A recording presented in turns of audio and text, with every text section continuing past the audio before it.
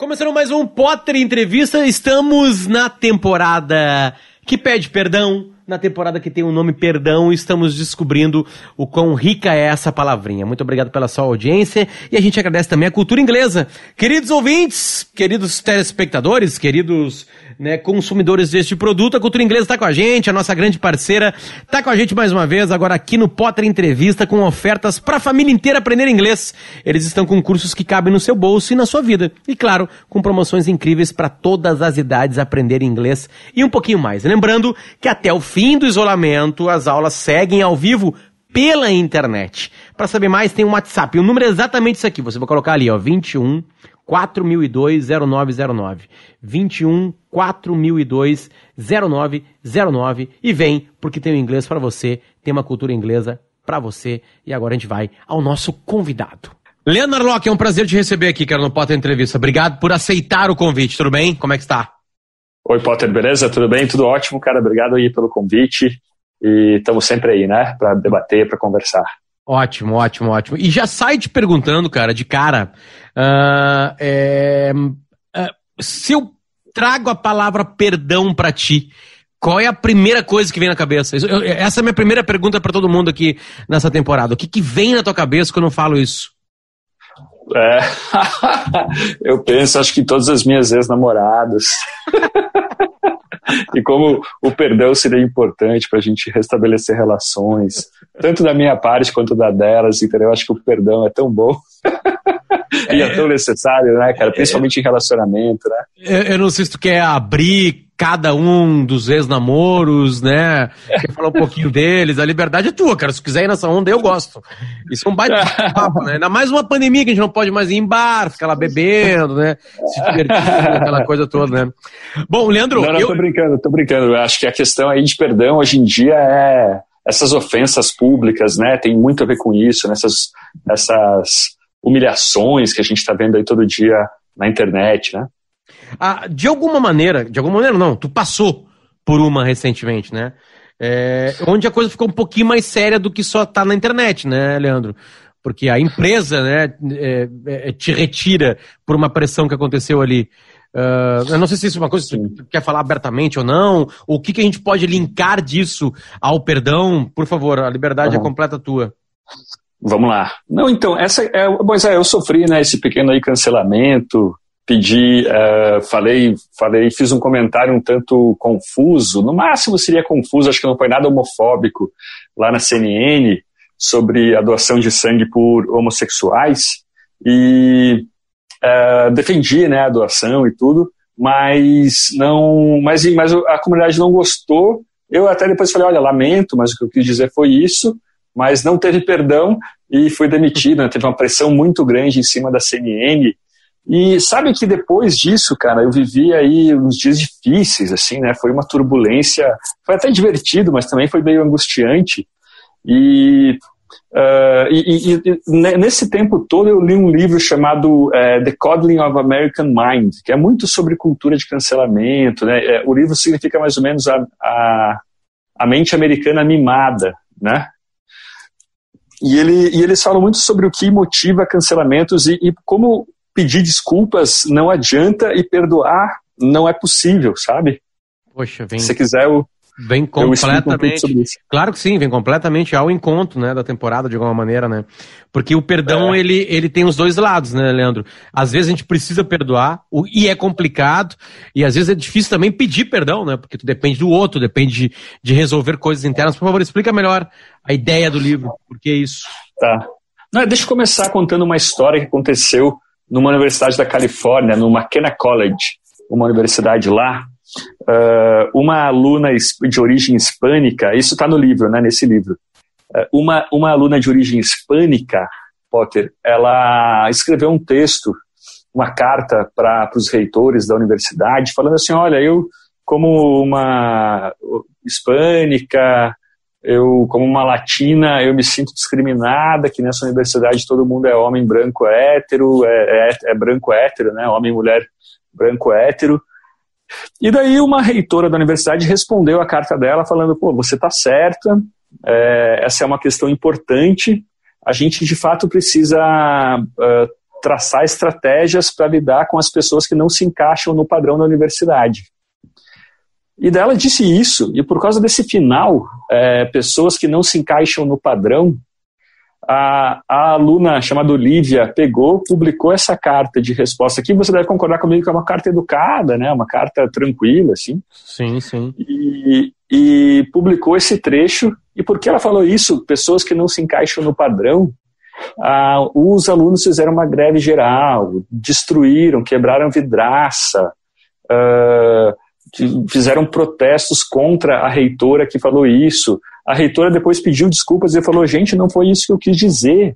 O que eu quis dizer foi exatamente o que a aluna disse, né, que a gente tem que lidar com a diversidade e tal.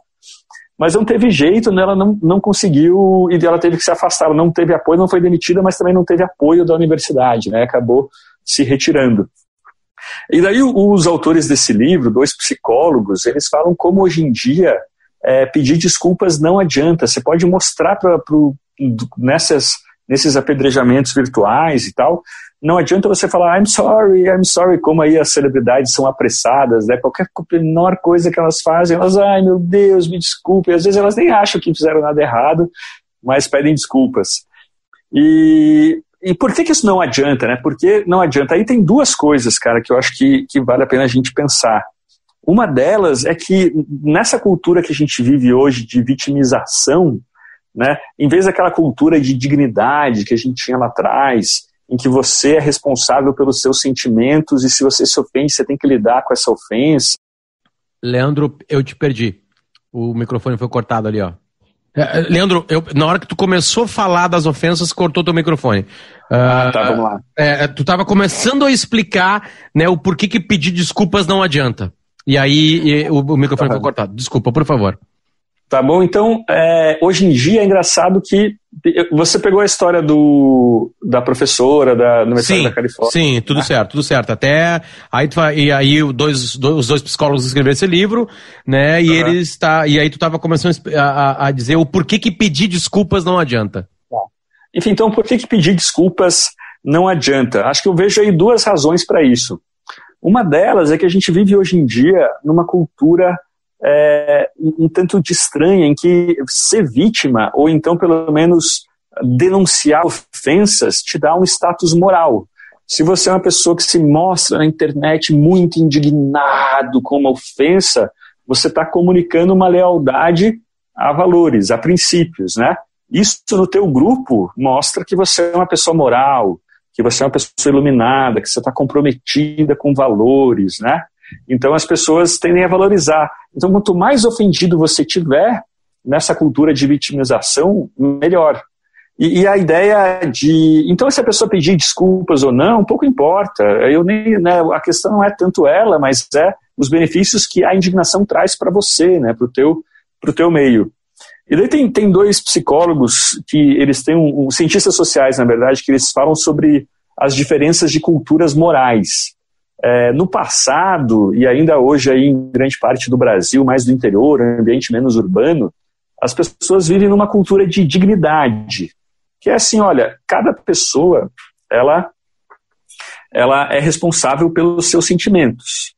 E se a pessoa se sentiu ofendida, ela tem que lidar com isso com ela. No máximo ela levanta a voz e ofende a outra pessoa, ou resolve a questão ali. Em último caso, que ela vai entrar na justiça, vai se pronunciar em público e tal, né? Sim. Isso dá alguma certa liberdade, porque, né, se cada pessoa é responsável pelos seus sentimentos, se ela se sentir ofendida, isso é problema dela, você pode falar, né? As pessoas têm mais liberdade para falar, para se xingar, para se brincar uma com as outras, sabe? O que é apreciado nessa cultura é a capacidade de você tolerar pequenas derrotas, pequenas humilhações e ofensas, né? Isso é sinal de maturidade, né? O status dessa cultura vem disso, de você conseguir tolerar essas coisas. Mas hoje em dia, cara, a gente parece que está numa cultura de vitimização, em que o status é você se mostrar muito ofendido com uma suposta ofensa, né?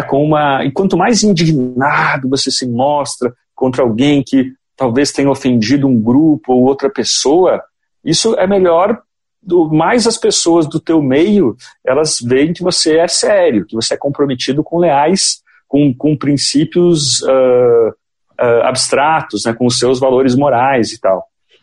E da mesma forma, ser vítima hoje em dia parece que é meio que ser herói, assim, sabe? A pessoa, se ela é vítima de alguma coisa, isso a torna um pouco mais superior, né? E a gente parece que confunde o papel de vítimas com o de heróis, né?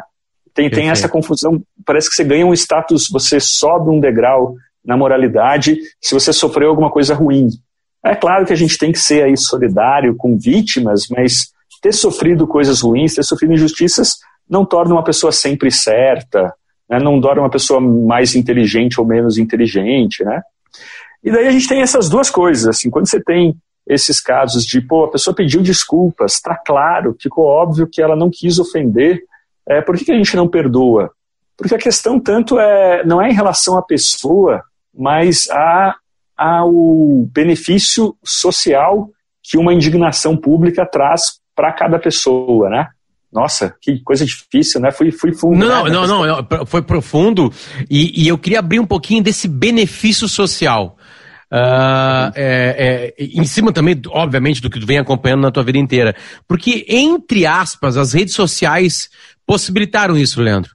Né? Isso, porque isso é imediato, isso pode ser aos milhares ou aos milhões, a pessoa se sente realmente, né, trancadinha, parece estar apanhando num cantinho, numa sala, né, de uma multidão. Eu sou jornalista, estou há 20 anos nisso aí, também já sofri um cancelamento há um tempo atrás, aí envolvia futebol, racismo, uma situação bem complicada aqui no Sul, e eu lembro que advogados falavam assim, cara, não fala mais nada desse assunto.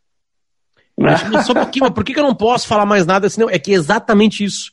Se tu não falar mais nada desse assunto, vai passando. Cada dia um pouquinho menos. Só que tinham movimentos ainda para acontecer do ato. Tá, beleza, eu tô mencionando as coisas. Vamos lá. Benefício social. Onde que está o benefício social de alguém que não aceita uma desculpa? Abre mais. Acho que, veja bem, se você... Tem aquela expressão que se usa, um fenômeno muito comum na internet, que é o dog whistle, né? O apito de cachorro. Aquela pessoa que pega um corpo, expõe ele na rua e apita de cachorro para os cachorros estraçalharem, essa pessoa ela ganha um status de poder, né? Ela tem um poder.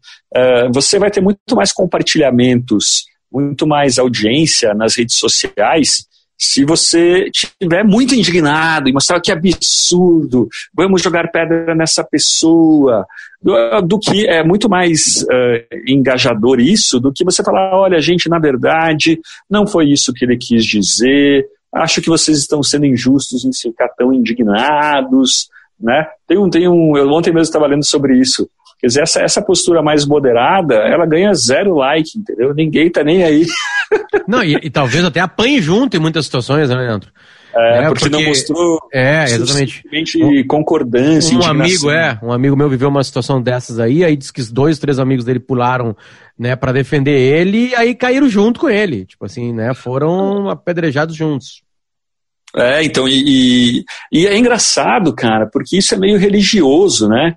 A gente está vendo aí, tem aquele conceito, até no meu curso aí, até divulgando aí o meu curso sobre verdades proibidas, a primeira aula a gente fala sobre comparações dessa luta das minorias, que há muito tempo ela se distanciou de um ativismo sensato e frutífero para uma coisa meio religiosa, sabe, de uma religião secular, né, como se chama. Você tem essa autoimolação, né? As pessoas falando, eu sou um pecador, eu sou um racista em desconstrução, e essas demonstrações públicas de lealdade, né? Não, nós aqui a gente se importa muito, a gente sim, não venham dizer que a gente é infiel, por favor. Hoje mesmo até o McDonald's, cara, o McDonald's deu lá um post com um pesquisador dizendo, temos poucos estudos sobre racismo nos Estados Unidos. Por que é que o Twitter do McDonald's vai falar sobre isso e tal? Mas, então você tem aí componentes religiosos, né? Essa paixão por ideias tão extrema que qualquer pessoa que abalar a tua ideia, ela é motivo para ser jogada na fogueira, né? Para você ter aí um apedrejamento e tal. E aquela falta de nuances, né, Potter, de se a pessoa não concorda comigo, então ela é um demônio. Claro. Então ela é um infiel, tá lá do outro lado, tem que ser apedrejado e queimado, né? E é engraçado porque você tem aí, entre os santos e os demônios, estão as pessoas normais, estão nós, né? Estamos nós. E só que parece que hoje está funilando cada vez mais isso, ou você é santo, ou você é demônio. Eu imagino que quando a gente vive mesmo, né? Eu não sei se quando o Taleb escreveu sobre a pele em jogo ali, né? Se ele queria avançar tanto assim e chegaria nessa época de cancelamentos, né, Leandro? Mas tu viveu isso na pele. E tu não foi só destruído na internet, como eu falei. Tu foi demitido. Sim. Tá? Um local onde a tua fala reverberou, né? E as pessoas reclamaram, né? Tu falou assim, olha, gente, foi confuso. Não, beleza. A CNN falou assim, valeu, Leandro, brigadão, tá fora. Então, tipo assim, tu perdeu emprego, tu perdeu dinheiro, né? O que mais que a gente não viu? O que tu poderia falar? Como é que foram aquelas horas? Se dorme, não se dorme tranquilo? Se olha pra família? Se chora, não se chora? Como é que é ser o ser que agora, naquele momento, tá lá na cruz? E as pessoas estão jogando pedra? Como é que é exatamente isso? Cara, aí tem duas coisas. Por um lado, é muito ruim, né, cara? Cara, você não acredita tudo que passou pela minha cabeça, assim, sabe? Eu pensei, vou me matar, porque isso vai dar uma lição para todo mundo que reclamou, sabe? E esse pensamento bizarro passou pela minha cabeça, sabe? E o estigma de ser... Teve um dia, no dia seguinte, assim, isso foi numa sexta, no sábado, eu fui tomar um sorvete com meu filho na Vila Madalena, aqui em São Paulo, né, aqui no nosso bairro, e daí na fila, como agora tem quarentena, não fica ninguém dentro da sorveteria, né? Só para fora. Sim. E na fila para fora tinha um casal de gays. E daí eu lembro que eu fiquei com medo que eles me reconhecessem. E daí logo em seguida eu pensei, peraí, mas por que eu tô com medo? Se eu não tenho nenhum problema com gays, pelo contrário, eu sempre achei cosmopolita, sempre achei legal esse clima de São Paulo, de meninas de mãos dadas, andando na Augusta e tal. Então isso foi muito angustiante, esse estigma, né? Ter que carregar esse estigma de demitido por homofobia, que é uma coisa que eu não sou, né? Não me acho homofóbico e tal.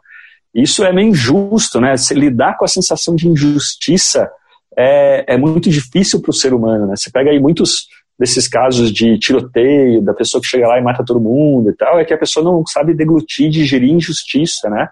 Então eu passei ali uma semana com isso na cabeça, mal, minha família em Curitiba me ligando toda hora, a minha namorada preocupada comigo também e tal. E eu lembro que eu acordava muito triste, assim, que era a hora que eu ia trabalhar e tal, né? Mas isso durou uma semana e tudo passou mais fácil porque eu tive muito apoio, cara, assim, centenas de pessoas. Ainda hoje eu tô vendo gente que me mandou WhatsApp falando que achou injustiça, que ir se solidarizando comigo, né? E daí aquele efeito de vítimas que se transformam em heróis acabou acontecendo comigo. As pessoas de repente me botaram numa aura moral superior, assim, sabe? Eu falei, nossa, porra, o Narlock é muito bom, velho. Os meus livros venderam mais. E assim, o que eu fiz? Eu não fiz nada, na verdade o que eu fiz foi fazer um comentário meio confuso na televisão, né? Sim, então, sim. Mas enfim, então E daí acabou que eu fui alçado na carreira, assim, sabe? No fim foi um solavanco na carreira, mas que deu muito certo. Deu certo não, mas que me levou para um outro patamar, né? O curso que eu estou lançando agora, ele está estourando de vender, está bombando.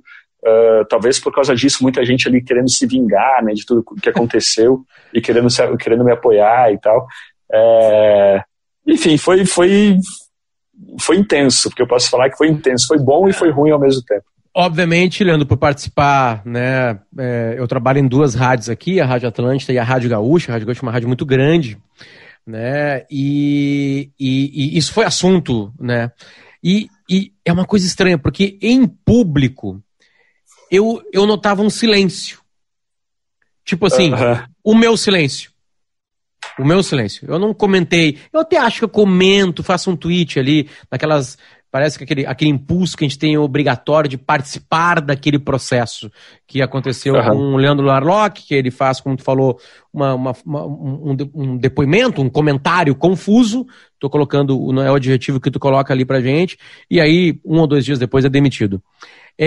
Eu lembro de receber de colegas meus muita mensagem dizendo, olha o absurdo que está acontecendo com esse cara, mas de não ver isso publicamente. Entende? Porque as pessoas repito isso, e eu queria trazer isso de novo aqui, elas também têm medo de apanhar junto. Porque quando tu falou benefício social, eu posso somar o benefício econômico aqui, Leandro? Eu posso dizer que também a pessoa cancelada, ela perde. Bom, tu perdeu um salário no mínimo. Sim. Tá? Obviamente tem agora um revertério, digamos assim, né? Tu tá ganhando por outras fontes, isso pode te trazer alguns outros caminhos, né? Beleza, né? Aquela história de Deus escreve certo por linhas tortas. Mas tu não sentiu isso também, que os apoios eram muito mais no teu WhatsApp do que no Twitter, no Facebook e no Instagram? Acho que teve os dois, mas isso aconteceu muito, cara. Teve vários amigos meus que falaram, cara, que absurdo aconteceu, e daí eu falei, porra, eu posso publicar a tua mensagem? Eu tiro o teu nome. E ele, não, melhor não, porque talvez só pela expressão que eu uso, eu costumo usar a expressão 2 mais 2 igual a 4, as pessoas podem me reconhecer. E daí é bizarro, né, cara? Daí isso mostra 2 coisas, que as pessoas, falta coragem, né? As pessoas precisam ser mais corajosas. E a outra é que tem, cara, um clima de perseguição de patrulha ideológica inconteste, né, incontestável por aí. E isso é muito verdade. Assim, muita gente falando, cara, não posso te defender em público, mas o que aconteceu é um absurdo. Então isso é meio George Orwell mesmo, né? A gente está vivendo aí um totalitarismo, né, que é muito ruim para o próprio movimento, né, cara, para o próprio aí, movimento gay, movimento negro, sabe? Isso causa um ressentimento do cidadão comum que antes era fascinado, né? Antes ele respeitava esses movimentos, agora isso causa um ressentimento. É a pior coisa que podia acontecer para os movimentos. E quem diria, né, Potter? Porra, a gente está no século XXI, a gente viu aí ditaduras acontecerem, nazismo, totalitarismo lá dos comunistas, ditadura militar, e de repente agora a gente vê uma censura vinda do lado, né? Não é de cima, uma censura meio vinda dos pares. É de fato bem interessante, cara, bem, enfim. Leandro, teve uma reparação tua, né? Tem o teu comentário ao vivo, é uma pergunta feita sobre o tema, tu entra ao vivo de uma redação, tu dá o teu comentário. Tu sente que tu não conseguiu ser 100% certeiro? Tipo assim, não era exatamente isso que eu queria falar. Não, sim, isso eu já admiti várias vezes. Por exemplo, é que eu queria chegar exatamente no teu pedido de desculpas. Quando tu fala que olha, não era exatamente aquilo que eu queria dizer, tu já tá pedindo desculpas. Né? Tu tá sendo claro com eu falei assim, olha, eu lamento. Lamento é tipo, eu fico triste porque vocês estão tristes, mas eu não pedi desculpas. Eu não acho que eu devo pedir desculpas, assim, eu falei, olha, eu usei o termo promíscuo, que não é certo. A pessoa pode ser promíscua e ter 0 risco de AIDS. Se ela usar camisinha, ela vai ficar com 30 pessoas por semana. Mas se ela usar camisinha, então isso para AIDS é 0 risco, né? Não é um comportamento de risco. Então eu não devia ter usado esse termo, devia ter usado comportamento de risco. E fora isso eu podia talvez ter captado um pouco mais a benevolência ali, ter explicado, mas não acho que eu pedi desculpas ou que eu merecia, tanto até que eu escrevi uma série de tweets, né, no dia seguinte e falei, sim, olha, sobre questão de orientação sexual, opção, eu acho que existem as duas coisas, ainda acho isso. E até no meu curso agora estou mostrando ali diversos gays que acham que existe sim opção sexual. E essa é uma questão estranha porque ela causa uma colisão do movimento trans com o movimento gay. Eles não conseguem se entender nessa questão. Mas enfim, qual que era a tua pergunta? Enfim, acho que é isso, né? O que eu queria chegar é o seguinte, que são duas coisas ao mesmo tempo. Eu queria ver o teu sentimento não teve pedido de desculpas, mas teve uma explicação melhor sobre isso na sequência de tweets teus. Um esclarecimento. Exatamente, né? E a gente começou o papo dizendo que eu li um livro e um dos temas é que, cara, não dá pra pedir desculpas porque não adianta pedir desculpas, tá? Agora, ao contrário, Leandro, isso fez tu também rever algumas coisas na tua vida? Tu estavas fazendo ou está fazendo algo parecido com o que fizeram contigo? Deu também um clique em ti, tipo assim, cara, putz, o que os filhos da mãe estão fazendo comigo aqui, eu já cheguei a fazer isso. Teve isso em ti também? Teve uma reformulação, digamos assim, cerebral, tipo assim, putz, eu fazia isso, cara. Ou não? Acho que não, cara. Talvez eu tô tendo um pouco mais de cuidado ao aderir à turba virtual, sabe? Por exemplo, não sei se você viu que muita gente criticou o Demetrio Magnoli, né, o comentarista lá da Globo News. Sim, que comparava as corrupções, né? Ele comparava as corrupções, né? A da rachadinha com a dos bilhões, né? E ele fala, olha, a corrupção do Lula era mais glamurosa, né? Era uma corrupção de gente grande, a do Bolsonaro, da família aí é uma coisa mais mesquinha e tal, essa coisa de rachar aquelas migalhas de dinheiro e tal. E ali eu quase compartilhei, mas depois eu pensei, cara, ele não está querendo dizer isso. Ele não está defendendo a corrupção do Lula. Ele só está querendo... Eu mesmo já escrevi sobre isso, já falei na televisão, não com aqueles termos e tal. Então aí acho que tem um antídoto muito importante para esses apedrejamentos virtuais aí, que é o costume super elegante da filosofia da gente entender da melhor forma possível o que uma pessoa quis dizer, né? Para você, o Gregório do Vivier, por exemplo, né? O pensar, assim, o modo de pensar do Gregório do Vivier é ridicularizar uma opinião, transformar ela numa coisa grotesca e depois ficar tirando sarro, né? E o contrário disso é falar, não, olha, peraí, a pessoa, ela disse isso, mas na verdade o que ela quis dizer foi X, foi Y, né? Então, e daí nessas horas eu simplesmente emudeço, eu não falo nem a favor nem contra, talvez eu queira arranjar briga daqui uns meses, eu arranjo briga aí e falo, gente, o Demetrio Magnoli não falou nada demais, mas não foi o caso dessa vez, preferi simplesmente ficar quieto. Acho que ficar quieto é uma coisa cada vez mais importante, né, cara? A gente sair, largar a pedra, deixar as pedras rolarem da mão e tentar ter uma experiência mais conciliadora, né, na internet. Nas conversas que eu tô tendo aqui já nessa temporada, Leandro, a palavra vingança, ela tá muito pertinho de perdão. Elas são vizinhas de prédio, né? Aparece muito, né? Isso. Tem algum resquício disso em ti? Ficou isso depois desse episódio? Tá ali guardadinho, tem, não tem? Um dia tu vai usar, não? Tá fazendo um tratamento psicológico, psiquiátrico para segurar isso dentro de ti? Como é que é isso? Né? Com o que tu leu, o que chegou em ti, os vídeos ou os áudios que chegaram das pessoas te destruindo? Como é que tá a palavra vingança dentro da cabeça de Leandro Narlock? Não, olha, com a CNN eu tô tranquilo, assim, muitos diretores lá privadamente falaram comigo que achavam um absurdo, então eu não consigo, eu sei ali que os diretores de um canal de TV, eles são bombeiros, entendeu? Eles ficam o dia todo apagando incêndio, tentando resolver crise, tentando fazer o que é possível, sabe?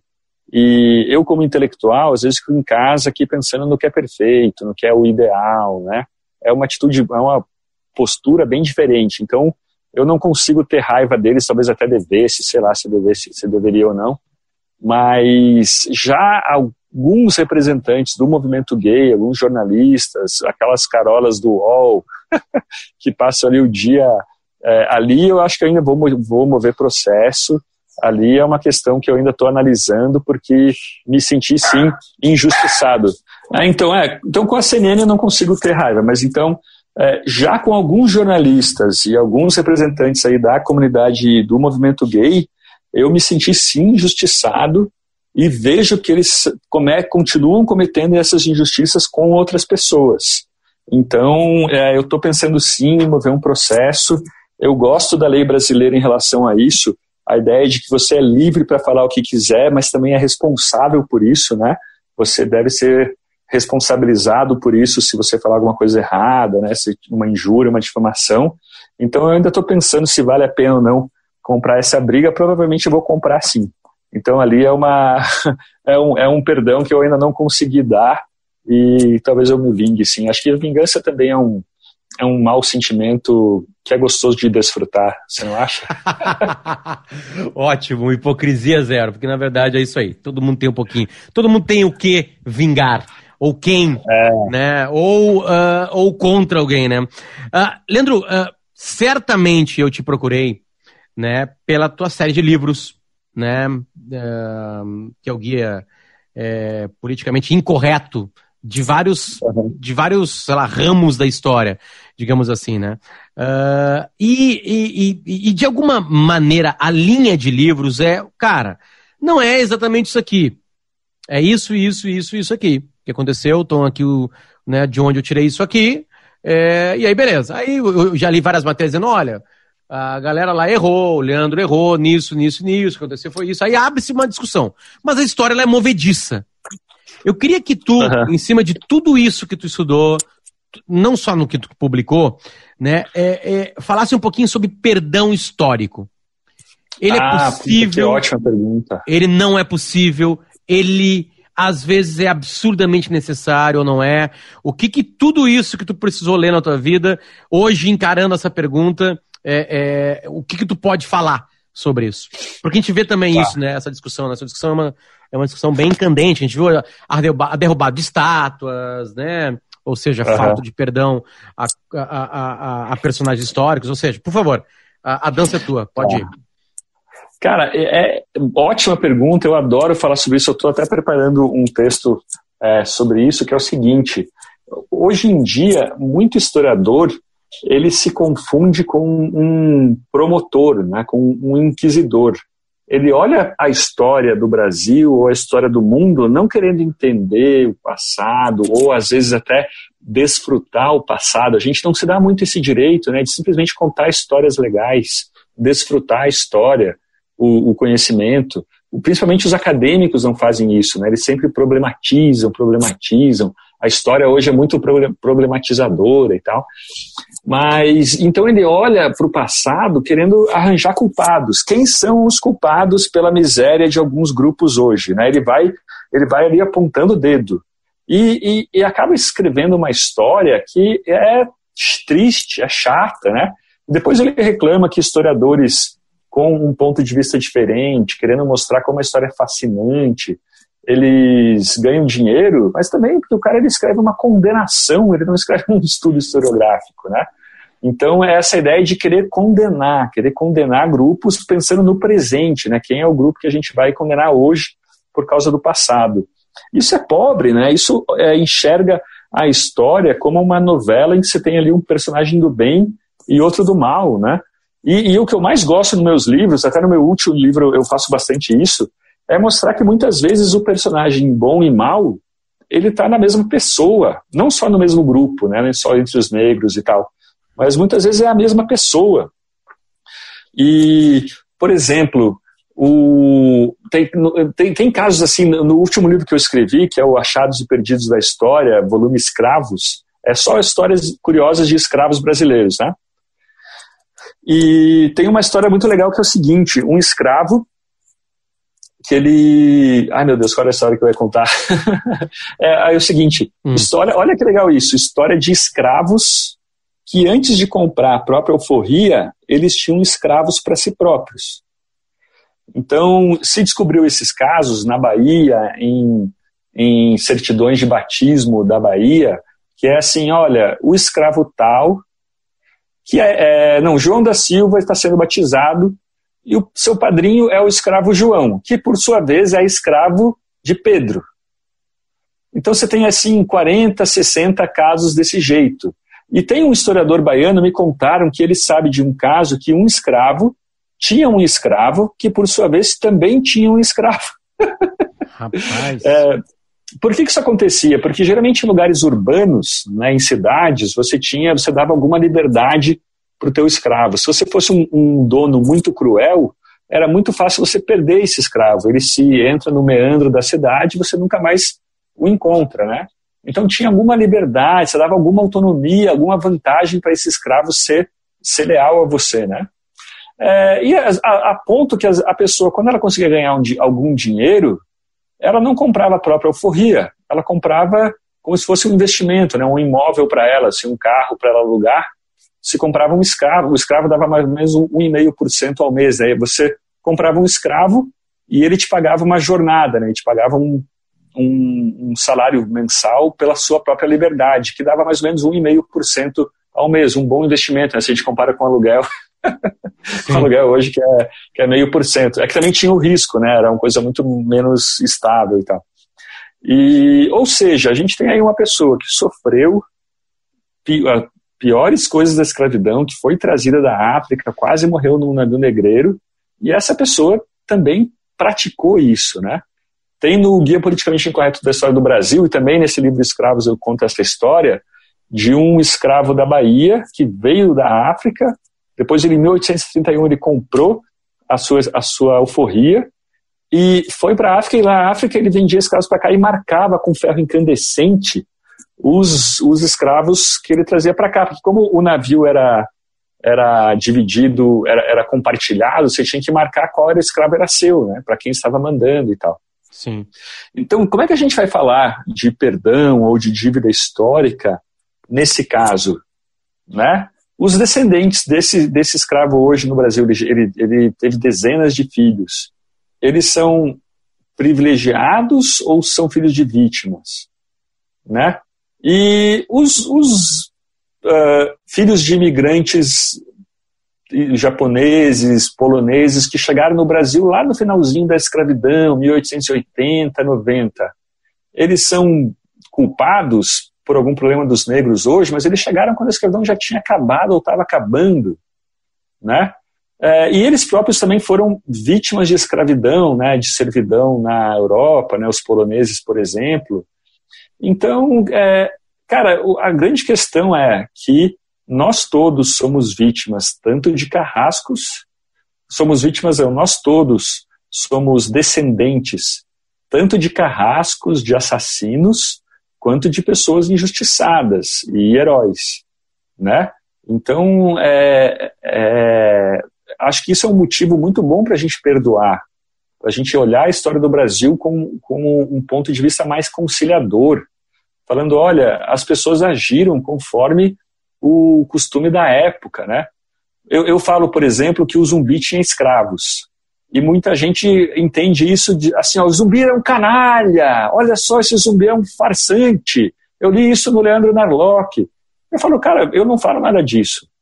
O fato de o Zumbi ter tido escravos não torna dele uma má pessoa, torna ele um personagem do seu tempo, né? Então é muito mais maduro a gente pensar na história do Brasil de um jeito conciliador, pensando que as pessoas tinham ali, ninguém imaginava que poderia agir diferente, que um mundo diferente seria possível, do que essa coisa meio infantil de arranjar culpados e tal. Falei muito, né? Se depois você quiser se dar uma cortadinha. Não vou cortar nada. Absolutamente perfeito, é isso aí. A gente convida as pessoas para o podcast para elas falarem bastante mesmo. Tem uma história, deixa eu contar antes da tua próxima pergunta, uma história muito boa que eu estava lendo esses dias, eu descobri. O seguinte, cara, essa história você vai adorar, ela é muito louca. Sabe o Solzhenitsyn, o Alexander Solzhenitsyn, que é o autor do Arquipélago Gulag, né? Sim. Tô olhando pro livro aqui na minha estante agora, nesse exato momento. Ah, que legal. Calhamaço gigantesco. Isso, que é aí o grande livro do século XX que popularizou ali os horrores do Gulag, né, do Gulag soviético e tal. E daí tem uma parte do livro que ele fala assim, ó, ele tá ali no Gulag, ele tá sofrendo na Sibéria, tá passando fome, tá passando frio, ele tá se sentindo injustiçado, foi violentado e tal, mas ele pensa, pelo menos eu tenho razão, pelo menos eu estou lutando pelo meu país, pelo menos eu sou mais virtuoso que esse guarda que está aqui me impondo sofrimentos. Mas depois ele pensa assim, peraí, mas anos atrás eu tentei entrar na NKVD, eu tentei ser parte, trabalhar na polícia secreta, e eu não passei. Mas se eu tivesse passado, hoje eu estaria aqui, e eu seria esse carrasco. E daí ele fala o seguinte, uma coisa bem do Dostoiévski, na verdade, ele fala, seria muito fácil a gente saber quem são os ruins, né, os monstros da história. O problema é que a linha que divide o bem e o mal, ela corta o coração de todas as pessoas. Então, por isso que a gente tem que aí ou perdoar, essa ideia de condenar as pessoas do passado ou os grupos, ela fica muito mais difícil, né?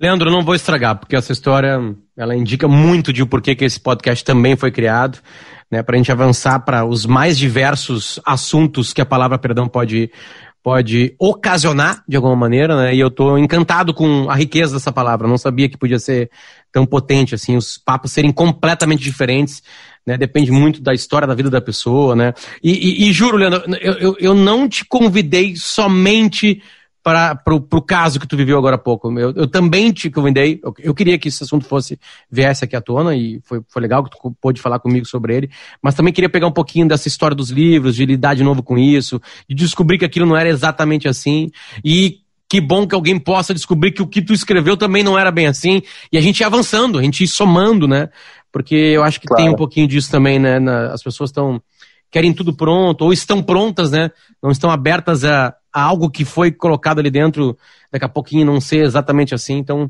fico feliz que tu topou falar, de verdade. Obrigado pelo teu tempo, né, e bom trabalho. Valeu, obrigado, Potter, que legal, acho que foi uma boa conversa, e é isso, quem quiser, faz meu curso, tá ótimo, curso Verdades Proibidas, tem todas as informações no Instagram, quem precisar de um cupom de desconto é só me escrever ali em mensagem, e obrigado pelo convite, cara, parabéns aí pelo teu trabalho, qualquer hora quando for aí para Porto Alegre a gente toma uma. Fechado, valeu. Obrigadão, Leandro, até mais, cara. Obrigado.